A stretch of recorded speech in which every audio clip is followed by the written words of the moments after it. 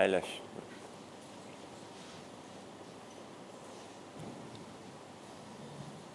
2 il bundan əvvəl Xocalı soyqırımı memorial kompleksinin təməli qoyulmuşdur mənim iştirakımla. Bugün isə bu memorial kompleksin açılışına toplaşmışıq. Xocalı soyqırımı Ermənistan dövləti tərəfindən, erməni faşistləri tərəfindən Azərbaycanlılara qarşı, insanlığa qarşı, bəşəriyyətə qarşı törədilmiş qanlı hərbi cinayətdir. Bunun məsuliyyətini Ermənistan dövləti daşıyır. Bir gecə içində 600-dən çox günahsız mülki şəxs, onlardan 106-sı qadın, 62 uşaq erməni faşistləri tərəfindən qəddarcasına qətlə yetirilmişdir. 150 nəfər itkin düşmüş və aydın məsələdir ki, onlar da ermənilər tərəfindən öldürülmüşdür. Onların qalıqları işğaldan sonra bəzilərinin tapıldı və torpağa tapşırıldı.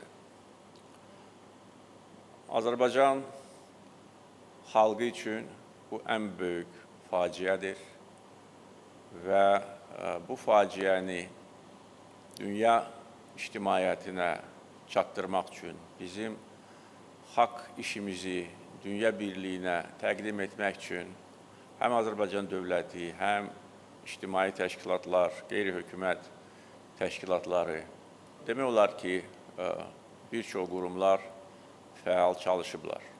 Burada xüsusilə Heydər Əliyev Fondunun fəaliyyətini qeyd etmək istərdim.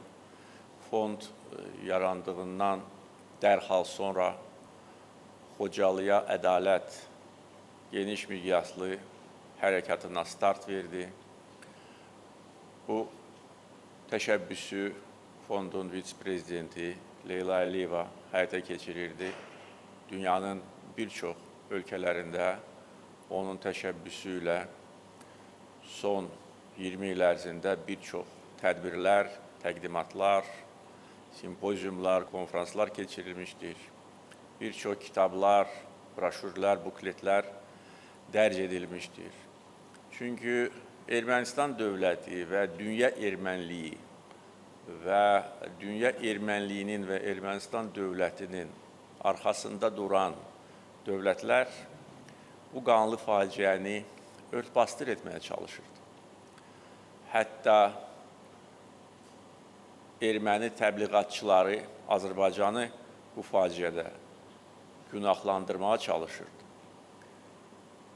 Və əgər biz öz haqq səsimizi ucaltmasaydıq, bugün bəlkə də dünyada Xocalı soyqırımı ilə bağlı həqiqətə uyğun olan məlumat olmayacaqdır. Məhz bizim təkidli səylərimiz nəticəsində artıq 20-yə yaxın ölkə Xocalı soyqırımı kimi rəsmən tanıyıb və bu proses davam etdirilir. Xocalı ədalət hərəkatının təsiri böyük olmuşdur. Yenə də deyirəm, biz ədalət tələb edirdik. Ancaq əfsuslar olsun ki, beynəlxalq təşkilatlar, dünyanın aparıcı ölkələri bizim bu faciəmizə biganə yanaşırdılar. Yenə də bildirmək istəyirəm, Ermənistan dövlətinin törətdiyi bu qanlı cinayəti örtbasdır etməyə çalışırlar. Biz isə ədalətə doğru addım-addım irəliləyirdik. 20-yə yaxın ölkənin Xocalı soyqırımını rəsmən tanınması bir addım idi. Vətən müharibəsi və şanlı zəfərimiz ikinci addım idi. Xocalı şəhərinin 2 il yarım bundan əvvəl işğaldan azad edilməsi isə son addımlardan biri idi. Və nəhayət, axırıncı addım bu yaxınlarda Bakıda keçirilmiş hərbi cinayətkarlar, onlara qarşı olan məhkəmə prosesi idi və Xocalı soyqırımını törətmiş, əli Azərbaycan xalqının qanına batmış quldurlar məhkəmə qarşısında cavab verməli oldular. Vətən müharibəsi və antiterror əməliyyatı nəticəsində hərbi cinayətkarların bir hissəsi Azərbaycan Silahlı Qüvvələri tərəfindən məhv edilmişdir.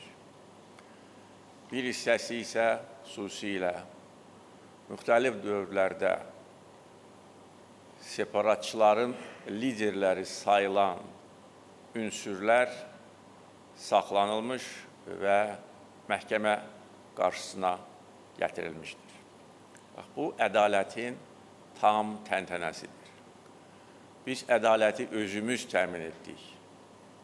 Xalqımız bir yumruq kimi birləşərək həm 2020-ci, həm 2023-cü illərdə böyük qəhrəmanlıq göstərmişdir. Silahlı qüvvələrimizin peşəkarlığı, fədakarlığı, rəşadəti hesabına biz ədaləti özümüz təmin etdik. Və əlbəttə ki, hərbi cinayətkarları ədalət məhkəməsinə gətirmək və ədalətli məhkəməni təşkil etmək, yenə də deyirəm, bizim ədalətimizin son nöqtəsi idi.